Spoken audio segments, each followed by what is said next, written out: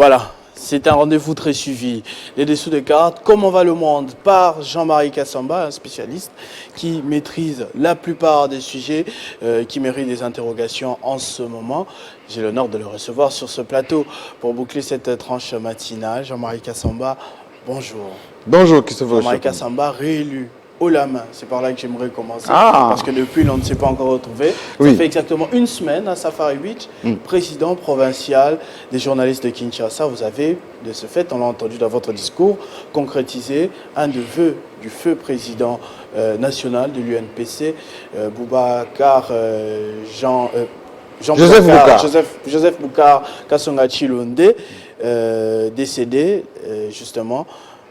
Comment vous vous sentez par rapport à cette confiance renouvelée quasiment à l'unanimité par tous ces journalistes? Un sentiment de fierté, d'orgueil? Vous êtes le seul homme capable de le faire? Comment vous l'accueillez personnellement? Non, c'est d'abord l'accomplissement d'un vœu. C'est l'héritage de quelqu'un en qui j'ai une profonde reconnaissance. Joseph Boukar Kasonga Chilonde. J'ai échangé avec madame son épouse, sa veuve, avant-hier, et elle a pleuré parce que ce monsieur m'a convaincu il y a 7 ans. Il est venu me voir pour dire mon frère, parce qu'il est aussi un peu de chez moi, là-bas, du côté de ma mère, à Chikapa. Elle m'appelait mon cher neveu. J'aimerais bien que ce que tu fais aujourd'hui, admiré depuis l'Europe, on te suivait. Moi, je suis au sein de l'UNPC comme secrétaire général. Je vais être candidat pour être président de l'UNPC. Il faut que tu te rapproches de nous. J'avais déjà monté Télé Sud, j'avais monté déjà Télé 50, j'avais celui de visibilité, etc. C'était accepté. Et je n'étais pas tout à fait pour. Mais il m'a convaincu, j'ai accepté et je l'ai accompagné, il a été élu. Et il m'a encore relancé pour que je puisse me présenter au niveau de la ville de Kinshasa. J'ai été élu. On ne lui a pas laissé la chance de bien gérer pendant 4 ans. Beaucoup de petites guéguerres inutiles, etc. Croc en jambe. Jusqu'à ce qu'il est parti. Après avoir été réélu, et je lui ai donné ma parole que je l'ai le soutenir, je l'ai fait à mandat, il a été réélu. Et il m'a dit que, compte tenu de ces soutiens que je lui ai apportés, compte tenu de ce que j'ai pu faire pendant tout ce temps pour réhabiliter l'image, la presse de Kinshasa, etc., qu'il fallait que je continue ce combat, que je continue cet engagement, ce travail pour la presse de Kinshasa. Et donc, je vous l'ai dit ici la semaine dernière, que ce sont les journalistes de Kinshasa, par reconnaissance, par l'admiration qu'ils ont pour leur grand frère, leur père, leur mentor, leur modèle que je suis, modestement, qu'ils n'ont pas voulu que je les lâche. Et surtout que quand on est parti, ils se sont tous sentis un peu orphelins. Et j'ai accepté. Et ce qui s'est passé à Safari Beach, c'est tout simplement la concrétisation de leurs vœux. Est-ce que vous vous êtes quand même, par ricochet, rendu compte que ces élections ont été révélatrices, je veux dire, que non seulement, parce que moi je pensais que ça se limitait au niveau de la jeune génération, hein, quelques jeunes ou quelques journalistes que vous aviez l'habitude de recevoir ici, mais on a vu des grands noms de la presse congolaise, tels que M. Kibambi Chintwe, sortir de son silence et jeter autant d'éloges sur votre personne. Est-ce que vous vous êtes rendu compte de ce qui s'est passé durant ce mois, on va le dire, de propagande? À vrai dire, encore très modestement, le travail qu'on a fait dans notre pays depuis 2007, 2008, 2009 a été unanime, est accepté par beaucoup. Je vais vous donner l'anecdote. Quand j'ai commencé à faire fauteuil blanc, j'ai invité tous les grands noms que vous connaissez. Ça partait de Christian Lusakweno, de Chantal Kanimbo, de Jérôme Sekana, de Willy Kalenga. C'est eux qui faisaient fauteuil blanc. Tous les grands noms que vous connaissez. Et tous les grands noms de la presse de ce pays, les Kibambi Chintwe, les Kasongo Mwema, les Mbungu Mwema, son épouse, tous ces gens, ils ont trouvé, en ce que j'ai amené dans ce pays, un autre souffle une autre façon de faire la presse. Et ils l'ont accepté, ils l'acceptent comme tel, ils l'apprécient comme tel. C'est ce qui suscite souvent, allez, on va le dire, un peu de jalousie. Un peu de... vous savez, parfois les Congolais, nous avons cette petite manie de ne pas accepter quand l'autre propose un peu une autre offre un peu plus intéressante. Et souvent, moi, j'accepte. Et pendant tout ce temps, j'ai pu créer une nouvelle génération. En dehors de la génération des années 80-90, des jeunes journalistes décomplexés, ambitieux, plus propres, en faisant des concepts avant-gardistes, etc. Vous l'aviez dit vous-même, on a tous quelque chose de JMK à Kinshasa. Oui, oui, vous avez tous, en commençant par vous, qui êtes mon fils, tous, comme Israël Mutombo. Et lui, je suis Il son a même invité promis demain. de faire... Oui, Israël Mutombo, qui fait... D'ailleurs, je les salue. Les gens vont voir quelque chose d'exceptionnel demain qui va monter ici à Kinshasa. Comme les Peter Chani, comme tous ces jeunes gens, comme j'étais hier à Éduc Télévision, j'ai trouvé que tous mes enfants là-bas, les Guy Chungu, tous ceux qui sont montés là-bas, Eric Wanet, hein, avec ce qu'il a monté sur Internet, les jeunes gens qui s'habillent avec la barrette, avec les chaussettes rouges, avec la manière de parler. Moi, je suis fier de ça. Et je le vis de mon vivant. Je suis fier de ça. C'est pour ça que quelqu'un a deux ou un parmi les milliers qui peuvent égratigner leur papa, moi j'accepte. D'ailleurs, ils sont venus, j'étais avec hier, ces jeunes gens, les Mouchupaï et les autres, pour me demander pardon. Voilà, président, bon, c'est des temps de campagne, bon, c'est votre papa. Mais je dis, c'est d'accord, je suis votre papa, il n'y a pas de souci. Il faut égratigner de temps en temps son papa. Et donc, moi, je remercie les journalistes de Kinshasa. Hier, nous avons fait une grande réunion avec le ministre Mouyaya autour des États généraux qui seront organisés le mois prochain, enfin début septembre. Nous avons l'obligation. Vous savez, les Mobutu, les Kasavubu, les Lumumba, ils ont marqué leur temps. Ils étaient jeunes, ils étaient même moins âgés que nous. 25 ans, 30 ans, 35 ans.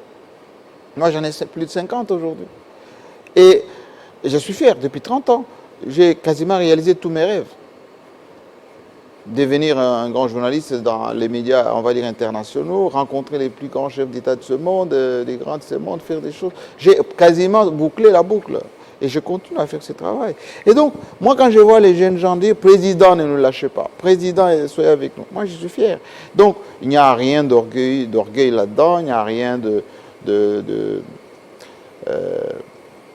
c'est tout simplement notre responsabilité. Ce pourquoi on vous aime, c'est surtout les analyses aussi, hein, au-delà du style, au-delà de tout cela, c'est surtout la compétence aussi, les analyses. Comment vous savez voir au-delà des faits, et c'est l'exercice auquel vous vous soumettez. Pratiquement tous les vendredis, j'ai l'honneur de vous recevoir pour les dessous des cartes, malgré vos nombreuses occupations, je suppose. Et il s'est passé beaucoup de choses cette semaine, Jean-Marie Kassamba, notamment cette invitation qui nous a surpris ce matin, Joseph Kabila, dont l'expérience ne cesse d'attirer la curiosité. Après ce tour en Asie, il est sollicité en Afrique du Sud, où il se passe beaucoup de choses en ce moment, pour parler de son expérience de leadership dans un pays post-conflit. Comment vous avez appris cela? Parce qu'il est l'homme de la situation pour parler de cela. Je vais juste donner quelques indiscrétions, hein, pour que les gens puissent s'apaisantir. Vous savez, quand j'intitule souvent Joseph Kabila leader intemporel, hein, les gens disent toujours oui, mais c'est un peu exagéré, c'est exubérant. Il y a déjà un nouveau président, c'est comme s'il y a deux présidents. Oui. Donc, quand j'ai dit leader intemporel, qu'est-ce que ça veut dire? Ça veut dire que la notion de leadership, ce n'est pas une question de gouvernance. Ce n'est pas parce qu'il est président qu'il est leader, non. Un leader ne peut ne pas être président. À un moment donné, on disait Etienne Tshisekedi, le sphinx, leader, etc. Il avait un charisme qui faisait que, quand on parlait de Tshisekedi, il faisait leader, n'est-ce pas? Joseph Kabila, il est intemporel aujourd'hui. Pourquoi? Parce que ce qu'il a fait, en venant d'abord comme jeune chef d'état-major, ensuite jeune président, Et il est resté au pouvoir presque 20 ans. Et je vous donnerai tout à l'heure ce qui se passe en ce moment en Afrique du Sud. Et c'est ce qui impressionne ceux qui nous suivent un peu dans notre pays. Vous savez, nous ici, on a comme qui dirait, des considérations, comme on dit, nul n'est prophète chez soi. Lumumba n'a jamais été accepté unanimement au Congo. Mais quand vous allez à Moscou, vous allez aux États-Unis, vous allez en France, vous allez partout, on parle que de Lumumba comme grand leader. C'est le cas de Joseph Kabila. C'est le cas de Joseph Kabila. Les gens ne comprennent pas. Joseph Kabila, il n'est pas seulement le président honoraire de la RDC, mais c'est quelqu'un qui a montré comment on peut hériter d'un pays en miettes, en lambeaux, par terre, en guerre, disloqué, et faire de ce pays une république avec des textes, avec des institutions, avec une armée, et laisser à la fois de l'argent dans le compte du trésor et réaliser un certain nombre de choses. Et puis, laisser ces pays entiers et pacifiques. C'est ce qui n'était pas du tout donné. C'est pas du tout facile. Ben, il suffit de regarder ce qui se passe en Libye en ce moment. Il suffit de ce qui se passe en Irak depuis la mort de Saddam Hussein. Il suffit de ce qui se passe en Syrie, où El Assad est toujours là.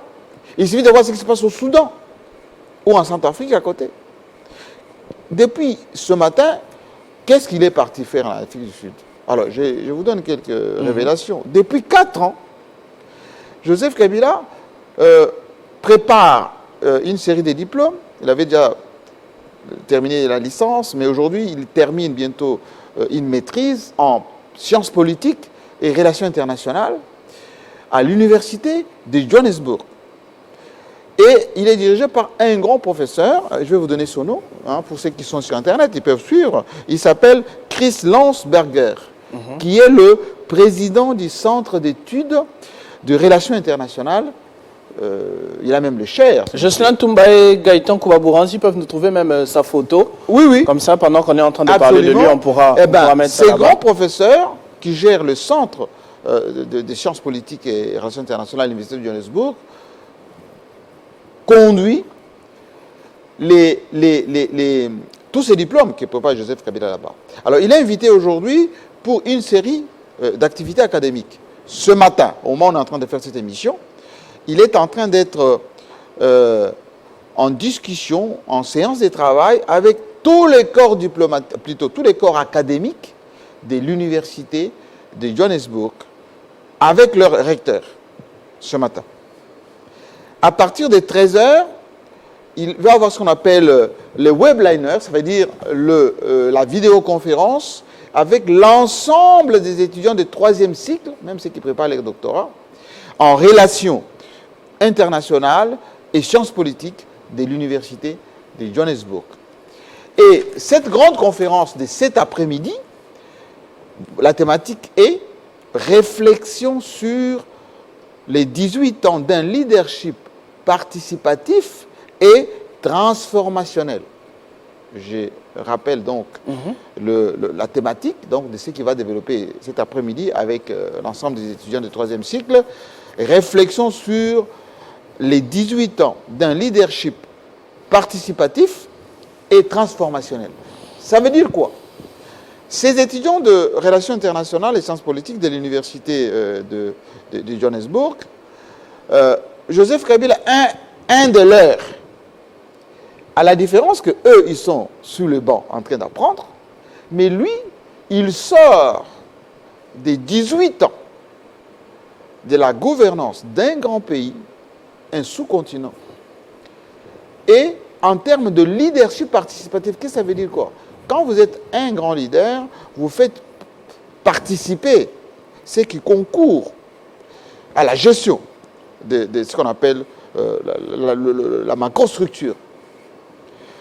Participatif, pourquoi? Il va donner un exemple, par exemple, de 1+4. Voici un président qui avait tout l'impérium, qui fait venir des chefs rebelles, Jean-Pierre Bemba, chef rebelle, Robert, chef rebelle, Zaïdi Ngoma, bon, il était aussi chef rebelle là-bas à RCD, celui qui était ici au niveau du gouvernement, Yero Diandombassi, il a fait aussi vice-président. Et lui, il fait participer tous ces gens dans ce qu'on appelait à l'époque l'espace présidentiel. Un président plus 4 vice-présidents. Mais d'ailleurs, ce n'était pas la seule fois, parce qu'on l'a même senti vers la fin de son pouvoir, il a encore réuni les opposants Bien autour évidemment, mais non seulement il a fait cela, il a fait participer aussi des anciens leaders. Gizenga pour le Palou, Ludemo, l'héritage de Mobutu, Zanga. Zanga Mobutu. Ensuite, il a ouvert en 2013 les concertations nationales avec cette fois-là, enfin bien avant, avec cette fois-là la participation des gens comme le MLC, avec les Kambinga, Thomas Luaka, etc., Kengo Adondo qui est venu, et il a ouvert comme ça, jusqu'à ce qu'on a abouti avec les accords de la Senco, avec ce qui s'est passé avec les autres, les Camérés, etc., etc. Et donc, toute cette expérience, il va développer ça cet après-midi durant une grande conférence devant ses étudiants de 3e cycle qui préparent leur doctorat en sciences politiques et relations internationales, etc. Et je peux vous dire que, bon, il va certainement avoir certaines séances aussi avec beaucoup de politiques sud-africains, quelques scientifiques là-bas, etc. Mais aujourd'hui, Joseph Kabila, il est consulté pourquoi? Il est passé au Moyen-Orient il n'y a pas longtemps. Là-bas, il était avec Africom, au niveau des organisations de la géostratégie mondiale.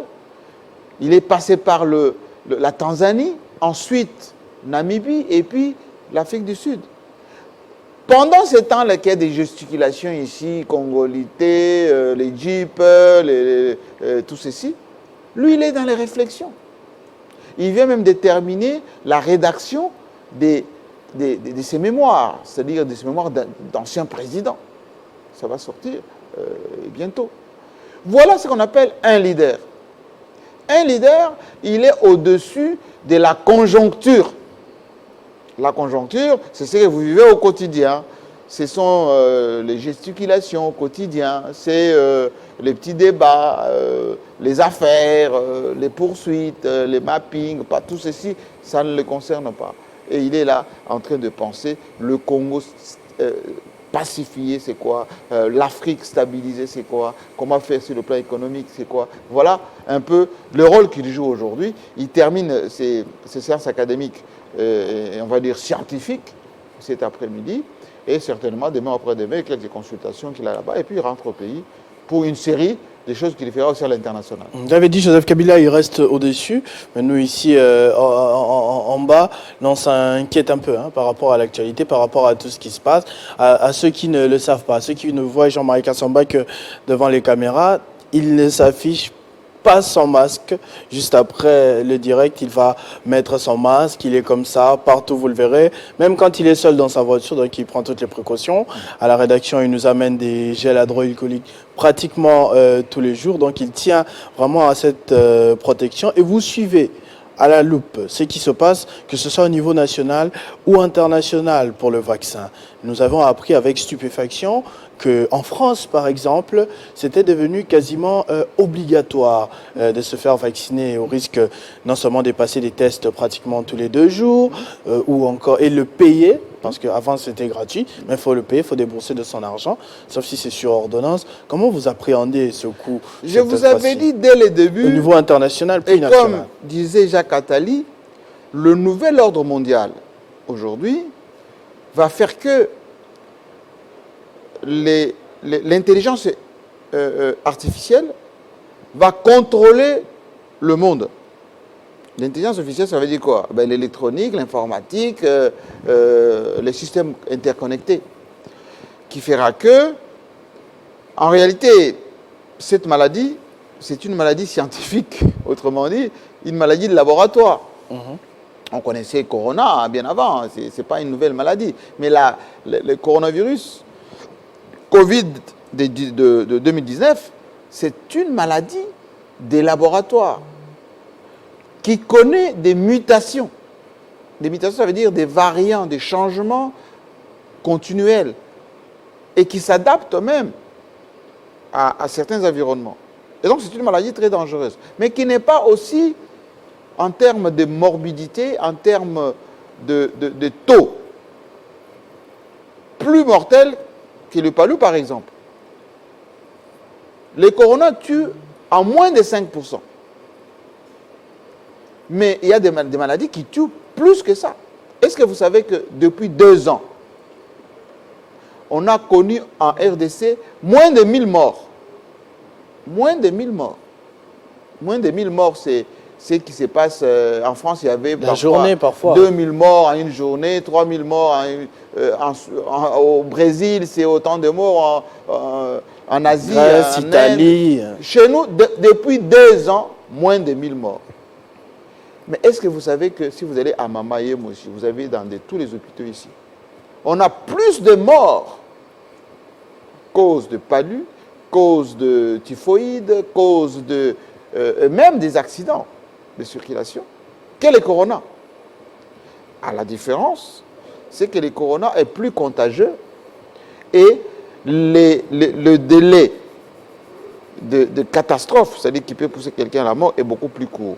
C'est pour ça qu'il faut se protéger, il faut prendre des précautions, etc.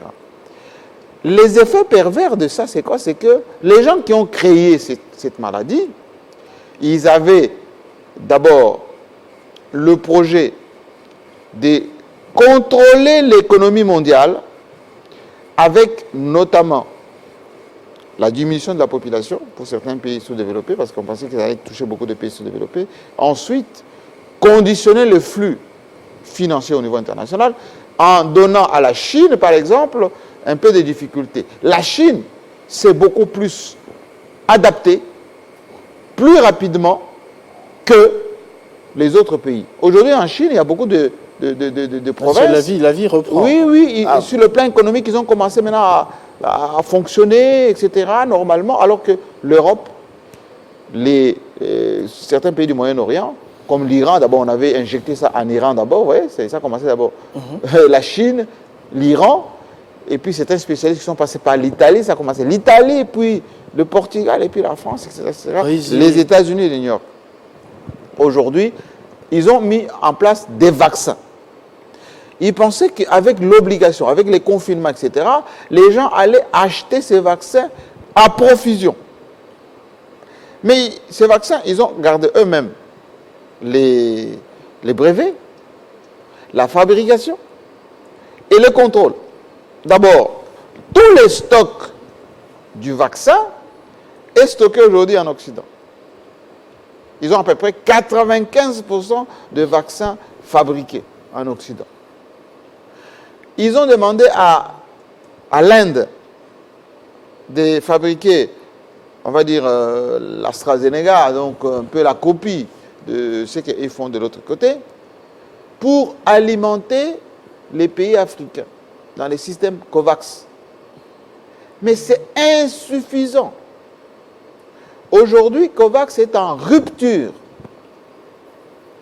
Et d'ailleurs, ces vaccins-là, ils n'acceptent pas en Europe pour contraindre le pays africain à acheter quand même. À acheter le vaccin de l'Europe. Vous voyez le côté pervers. Malgré que l'Afrique du Sud, qui avait déjà connu des variants à cause des essais cliniques qu'il y a eu là-bas, les essais cliniques ont eu aussi en Inde, les essais cliniques au Brésil, c'est là où il y a plus de variants, c'est là où il y a des essais cliniques. Vous voyez? Eh bien, Ramaphosa, alors qu'il était encore président de l'Union africaine, avait demandé qu'on puisse nous donner aussi dans les cas du COVAX de vaccins. Rien. Il a même demandé qu'on puisse avoir des licences de fabrication. Rien.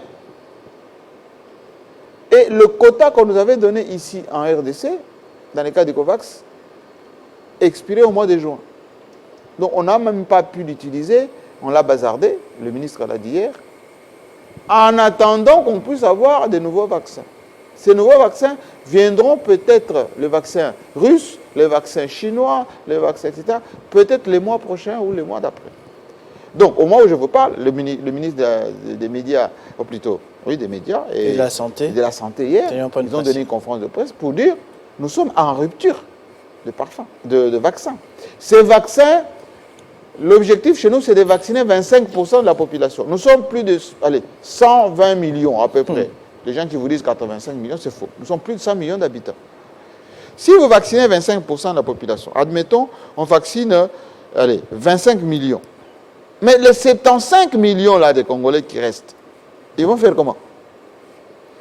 Ils vont s'auto-immuniser, ça va se passer comment? Or, en Occident, ils ont presque vacciné 80% de leur population. En réalité, ce qui nous sauve, nous, l'Afrique, c'est à la fois notre environnement, aussi l'État un peu paludéen. Vous savez, on prend beaucoup de produits, et puis il y a aussi le climat, même si on dit que le climat ne joue pas un rôle, etc. Et puis Dieu. Parce que si on parlait des mesures barrières en réalité, bon, si on ferme 3 boîtes de nuit à la Gombe ici, mais tous les Nganda qui se trouvent à la cité ou dans nos villes de province, est-ce qu'il y a des mesures barrières là-bas? Continue de fonctionner. On a essayé un jour de dire 2 personnes sur la moto. Vous avez vu ce qui s'est passé? Le lendemain, on a dit non, reprenez vos habitudes. Aujourd'hui, il y a à la cité ici des bars où on met la musique on éteint les lumières. À faible volume, on éteint les lumières, les bouteilles, on met en dessous des tables et les gens boivent jusqu'au petit matin. Si la maladie qui est invisible, parce qu'aujourd'hui avec les variants, il y a des gens qui ne développent pas les symptômes, mais qui sont malades, qui peuvent transmettre, etc. Ça allait se propager à vitesse grand V. Et donc, ce qu'on dit est quoi? Bien évidemment, il faut tenir compte de ces mesures barrières, il faut s'auto-immuniser suffisamment avec des vitamines, C, etc. C'est très important. Il faut prendre toutes ces précautions.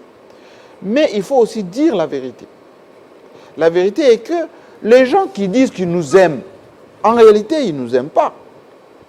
S'ils nous aimaient, ils allaient par exemple, sur les 85% ou 95% des vaccins qu'ils ont, nous faire un don. Admettons, allez, 30 millions de doses à la République démocratique du Congo. Ça ne coûterait rien. Mais aujourd'hui, on n'a même pas 10 doses. Parce que les doses qu'on avait expiré. Mais le président de la République a fait peur à la population, Jean-Marie Kassamba, en affirmant qu'il ne faisait pas confiance au premier lot des vaccins qui est arrivé. Est-ce que ça ne va pas jouer un impact négatif, même si l'autre lot vient? La population déjà réticente à ce sujet ne va pas hésiter davantage. Bon, moi je pense que ça, on peut mettre ça dans le lot de problèmes de communication qu'on a stigmatisé ici les autres fois. Il faut que souvent les équipes qui travaillent pour le président lui fassent des fiches. Lui fassent des fiches. Tous les chefs d'État du monde, tous les grands de ce monde, ils travaillent avec des fiches. C'est ça justement les raisons d'être. C'est que le président ait des pense-bêtes à côté. Lorsqu'il donne, ce n'est pas un magicien, il ne va pas tout retenir, il ne va pas, on va dire que ce n'est pas un ordinateur ambulant. Le chef de l'État, c'est un homme, c'est un humain, il ne peut pas tout savoir. Donc il faut lui préparer des fiches avant chaque sortie, lui faire des briefs. Voilà par exemple cette affaire de travaux avec les accords qu'on a signés avec le président burundais. On a senti que le Burundais. Ndayishimiye s'est défendu nous avons un président qui est de bonne foi. Nous, les gens de Kabeka, on est comme ça. On est spontané, on dit les choses telles qu'on les sent. Et Tshisekedi est comme ça. Il ne faut pas lui en vouloir. Mais pour renforcer cette bonne foi, il faut lui donner des fiches. Par exemple, un projet, c'est quoi? C'est l'intitulé du projet, c'est le positionnement du projet, le coût global, un chiffre global, et puis l'utilité de ce projet. Ça, sur une fiche, vous mettez, voilà, l'intitulé du projet, la localisation, le coût, les retombées, ce qu'on appelle les retours sur investissement de ces projets. C'est tout. Et c'était la question qu'on avait posée au président.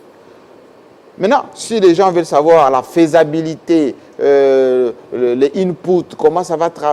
voilà, ça, c'est des affaires de spécialistes. Mais les choses, on va dire, génériques, il faut les donner au président. C'est pareil pour le salaire, c'est pareil pour... on met ça dans la case communication. Et idem pour le vaccin. Même si, effectivement, AstraZeneca a des effets secondaires, effectivement, on a vu les thromboses, un peu toutes ces histoires-là, le président, en tant qu'être humain, il a aussi ses réticences. Mais diplomatiquement, politiquement, ce sont des réponses qu'on ne donne pas. Parce que ça a des répercussions sur le mental, sur l'acceptation, sur l'appréhension, parce que les gens appréhendent, même en France, là-bas, il y a ce qu'on appelle les antivax. Les gens, jusqu'à aujourd'hui, une grande partie des Français ne sont pas vaccinés. Donc, même aux États-Unis, partout. Donc, ces gens-là, ils vont s'asseoir sur des affirmations comme ça pour ne pas aller plus loin. En parlant de diplomatie, comme vous le disiez tout à l'heure, l'autre affaire qui défraie la chronique, c'est justement le financement du Fonds monétaire international qui arrive. Enfin, finalement, après autant de conditions, après autant d'attentes, Félix Tshisekedi avait nommé des administrateurs qui apparemment n'ont pas touché le cœur du partenaire FMI, et il s'est passé ce qui s'est passé. Il est revenu sur sa décision et enfin, l'on a titré ce matin que le programme a été approuvé. Ben, écoutez, je vais vous choquer un peu, mais je le dis quand même. Le FMI, la Banque mondiale, et on appelle les organisations des systèmes de Bretton Woods, n'ont pas été mises en place pour développer le pays. Ça a été mis en place comme le système de contrôle de l'économie mondiale et d'assujettissement par les grandes puissances. Parce qu'au conseil d'administration de la Banque mondiale, au conseil d'administration des Fonds monétaires international, c'est les États-Unis, et ils se sont départagés comme ça.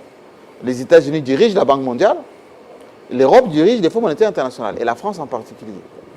Bon, de temps en temps, on trouve un directeur général qui vient pas d'ailleurs, mais la France principalement a toujours dirigé les Fonds monétaires internationaux. Ces gens, c'est quoi les raisons d'être? Je vous ai dit, c'est contrôler l'économie mondiale avec la politique d'endettement. Lorsqu'on termine avec la colonisation, on a mis en place ce qu'on appelle les systèmes d'assistance technique ou des coopérants. On nous a injecté des coopérants ici. De Gaulle disait à son temps, nous sommes partis sur le plan politique avec l'indépendance, nous reviendrons sur le plan économique. Et nous, on n'est jamais sortis sur le plan économique parce que les fameux contentieux belgo-congolais, tout notre patrimoine est resté en Belgique jusqu'à aujourd'hui. Les Belges, Bazo Dondo, comme on dit en Lingala, Nambongo Nabiso. Les fonds monétaires, quand on vous parle de 1,5 milliard millions de dollars, c'est 1,5 milliard de dollars, ce n'est pas l'argent qu'on met à la disposition de la République démocratique du Congo, au compte du Trésor, etc. Ce sont des programmes. Qu'est-ce que ça veut dire? On vous ouvre, moi j'ai fait la banque pendant une dizaine d'années, on vous ouvre ce qu'on appelle les facilités, comme les découvertes en banque, pour faire un certain nombre de choses, mais moyennant des conditionnalités. Depuis toujours, c'est comme ça. Le Marshal Mobutu avait emprunté en son temps 3 milliards pour Inga. Les 3 milliards se sont transformés en 13 milliards que Joseph Kabila a effacés. Et depuis que Joseph Kabila a effacé, a donné la possibilité d'endettement, la capacité d'endettement à la République démocratique du Congo, mais s'est abstenu de reprendre le programme avec les fonds monétaires parce qu'on ne pouvait pas développer le pays avec tout ça. C'est pour ça que Matata Mponyo, durant tout le temps qu'il est resté, on n'était pas en programme avec les fonds monétaires. On a fait tout ce que vous avez vu, les Congo Airways, les bâtiments intelligents, tout ce qu'on a fait jusqu'aux élections de Tchibala, plus d'1 milliard de dollars sur fonds propres. Les 9 milliards de dollars que nous avons eus avec les Chinois, dans le cadre des programmes chinois, ont été combattus par qui? Le FMI. Dominique Strauss-Kahn est venu ici pour dire renoncer. Strauss-Kahn qui était l'ancien directeur général du FNL. Alors que pour ceux qui ne le savent pas, c'est ça qui a construit le boulevard du 30 juin, le boulevard Lumumba, avenue du Tourisme, évidemment. les quelques bâtiments que l'on voit. Strauss-Kahn que je connais parce qu'il a été mon professeur en France et puis on était au Parti Socialiste ensemble, donc je connais très bien. Quand il était directeur général au Fonds monétaire international, il est venu à Kinshasa, on était avec lui à Kinshasa, pendant que Mozitu était Premier ministre. Pour nous proposer quoi? Avec pression à l'appui, de renoncer aux 9 milliards de Chinois.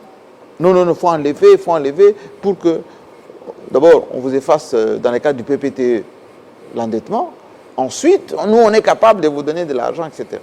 Regardez les gens qui avaient 9 milliards de dollars, on est revenu à 6 milliards, jusqu'à ce qu'au moment où je vous parle, dans les pipes, nous avons plus de 3 milliards de dollars dans le programme des Chinois. Mais les Occidentaux ne veulent pas l'argent des Chinois.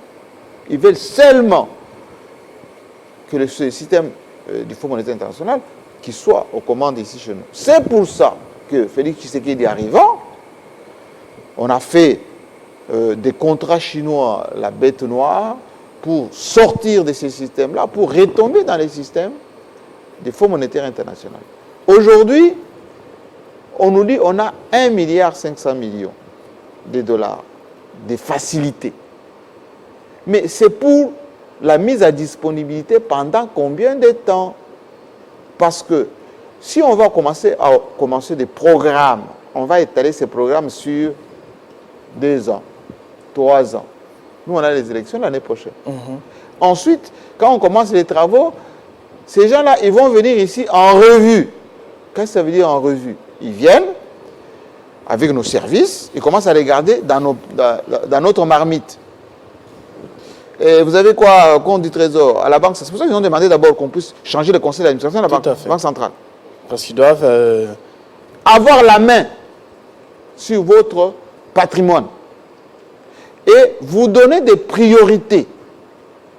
Ça vous faites, ça vous faites pas. Ça vous faites, ça vous faites pas. Si par exemple on a envie d'acheter des armes par exemple pour défendre dans les cas de l'état des sièges, on va vous dire non, là c'est trop d'argent, ne faites pas. Si par exemple la gratuité de l'enseignement, non, là, par exemple on veut augmenter des salaires.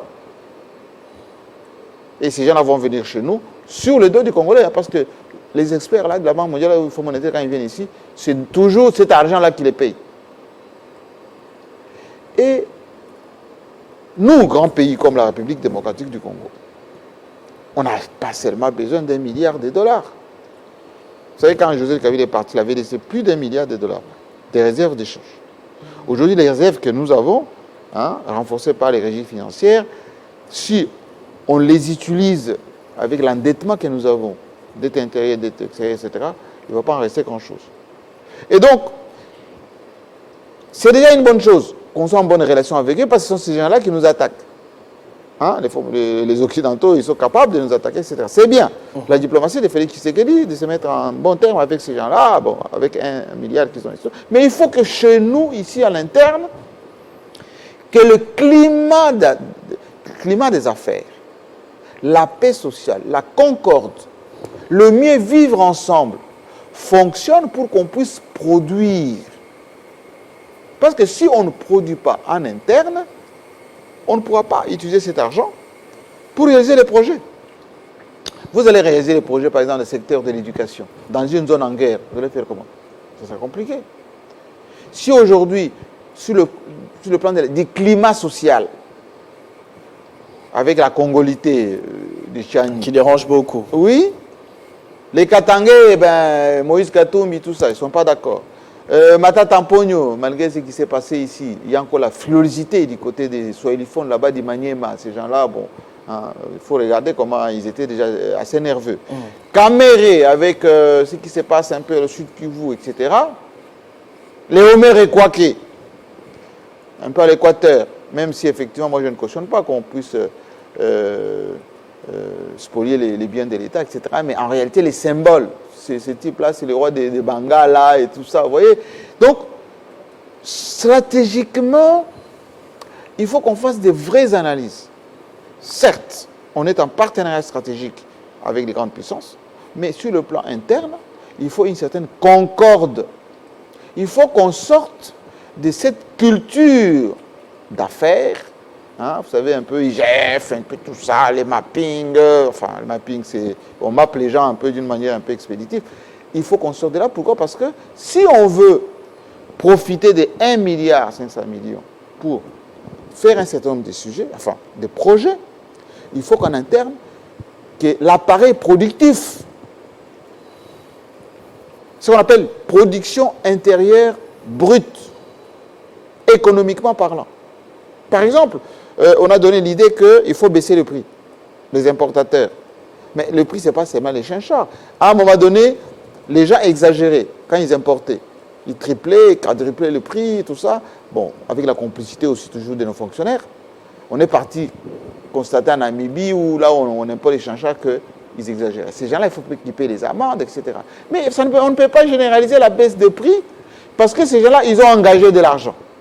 Nous sommes dans une culture du père imposition.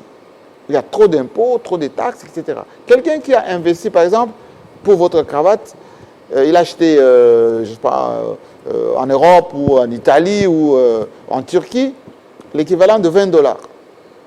Vous lui faites payer les charges pour $20 encore ou $30 encore. Il ne peut pas la vendre pour moins $50. Et si vous lui dites, vendez ça à $30, le manque à gagner, il va faire ça comment? Moi, je parlais avec Paul Tshilumbu, qui est candidat gouverneur en remplacement de Mawéja là-bas chez nous, au Kasaï oriental. Mais je parlais avec lui hier, il pleure. Enfin, l'un des membres importants de l'IDPS. Il dit, mais nous à Kinshasa, on passe tout notre temps dans les débats. Ici, c'est la misère la plus noire. Il y a un certain nombre de projets, par exemple sur le plan des ONG, de développement, qu'on peut orienter vers le Kasaï. Et pour ça, il faut un climat social. Un climat social. Donc, le 1,5 milliard, c'est pin-up par rapport aux besoins de notre pays. On espère que ça pourra quand même faire quelque chose, comme vous avez dit. Si tout est respecté, c'est dans un bon climat d'entente. Je pêcherai de ne pas vous poser cette question avant de terminer sur la situation des mandataires des entreprises publiques de l'État. Ça a défrayé également la chronique cette semaine. On a vu des suspensions par-ci, par-là. Qu'est-ce qui s'est passé exactement? Alors que l'on s'attendait, même normalement, vu les quotas politiques, les accords déjà à l'époque FCCK, ou encore Union Sacrée, que l'on devrait nommer de nouveaux mandataires pour respecter les différents quotas politiques. Là, on assiste à des suspensions. En réalité, M. Tchokoum, si on était un État normal, il aurait fallu passer par, d'abord, la dépolitisation de la gestion des entreprises. La plupart de ces entreprises sont des canards boiteux. Moi, j'enseigne l'entrepreneuriat. Pour qu'une entreprise soit viable, il faut qu'elle produise. Dans notre pays, il n'y a pas plus de 3 entreprises qui produisent et qui sont bénéficiaires en termes de production. Ça n'existe pas. Ce sont des canards boiteux, des coquilles vides, mais qui sont budgétivores en termes de frais de fonctionnement. Et ces entreprises ont été tellement politisées que le flux financier qui s'y trouve serve d'abord les affaires politiques. Ça, c'est depuis les années Mobutu. Hein. On a toujours nommé des gens en fonction des membres importants du MPR, en fonction depuis la zarénisation. Donc, devenir PDG, devenir DG au Zaïre, au Congo, il faut être du MPR, être avec le PPRD pareil. Et moi, j'aurais voulu qu'on sorte de cette dynamique-là. À l'époque de FCC Cash, les pommes de discorde, c'était qu'il fallait se partager ces entreprises. FCC Cash. Les gens du FCC qui étaient là avant avaient placé leurs pions. Souvent des illustres inconnus, les cousins, les tantes, les nièces, les neveux, etc., qui faisaient du retour sur des gens, leurs parents. Et c'est pour ça qu'ils ne voulaient pas que Tshisekedi et Kabila se mettent ensemble pour partager ceci. Ils se sont opposés à ces partages-là, et Tshisekedi, à un moment donné, s'est énervé, il a dit, voilà, on casse notre mariage pour que je puisse moi-même prendre des décisions désormais. Mais j'aurais voulu que, le chef de l'État puisse dépolitiser la gestion des entreprises. Autrement dit, laisser les technocrates, comme Copiré par son temps, qui avait fait des concours pour chercher des gestionnaires. Tout à fait. Parce que ces entreprises sont devenues des entreprises commerciales essentiellement, qui doivent produire et générer des bénéfices. Et donc, il aurait fallu laisser ces entreprises, on met des technocrates. Moi, j'enseigne à l'ENA, on forme beaucoup de cadres à l'ENA. On peut prendre des gens, on fait des concours, comme Copiré le faisait avec la Banque mondiale, etc. Trouver des gens qui peuvent gérer ces entreprises, comme Balizire, par exemple, qui est congolais. Voilà des techniciens comme ça. Non. C'est devenu malheureusement, comme on est revenu à la case départ. Retour comme à l'époque du maréchal Mobutu. Et cette fois-ci, qu'est-ce qu'on fait? Pour accélérer les départs, on vous envoie d'abord IGF, qui fait un petit tour là, qui constate, voilà. Bon, ici, il y a un problème. Donc, on vous sanctionne d'abord, parce qu'il y a un petit problème ici, et ensuite, On cherche même dans la maison quelqu'un qui est un peu d'acquaintance ou un peu des liens de famille, ou on le met intérimaire pour perdurer les habitudes qu'on avait dénoncées avec le maréchal Mobutu, avec le PPRD et tout ça. Et aujourd'hui, on est quasiment dans la même chose. La plupart des entreprises, les AI là, que vous avez vu, qu'on a installées en place, c'est des gens qui sont installés provisoirement, ça risque de durer, pour, soit ils sont recommandés par telle autorité politique, tel homme fort qui aujourd'hui régente telle ou telle chose, au détriment même de la productivité des entreprises. Et je ne même pense pas qu'on va faire un bon audit, des bonnes restructurations de ces entreprises pour que ça répare à la production. Et donc, ça va plus créer des frustrations. Comme c'est déjà le cas d'ailleurs. Oui, ça va créer des frustrations parce que, comme il y avait un système de copinage, les gens d'hier qui avaient installé les leurs en fonction des tribus, en fonction des partis politiques, en fonction, ils vont considérer que c'est mis en place, c'est du tribalisme, et ils vont développer des mécanismes de sabotage ou de résistance. Et ça va prendre un peu plus de temps, et donc on va retomber dans les fameux climats des affaires. Au détriment de la production. Absolument. Et quand nos amis du Fonds monétaire international vont arriver, vont voir telle entreprise dans les secteurs de mines, telle entreprise dans les secteurs, je ne sais pas moi, de commercialisation de minéraux ou même des assurances ou je ne sais pas quoi, eh bien, ça ne fonctionne pas sur le base de noms parce que c'est une entreprise qui rapporte l'argent au niveau du trésor pour qu'on rembourse l'argent du Fonds monétaire et ils vont nous poser des problèmes.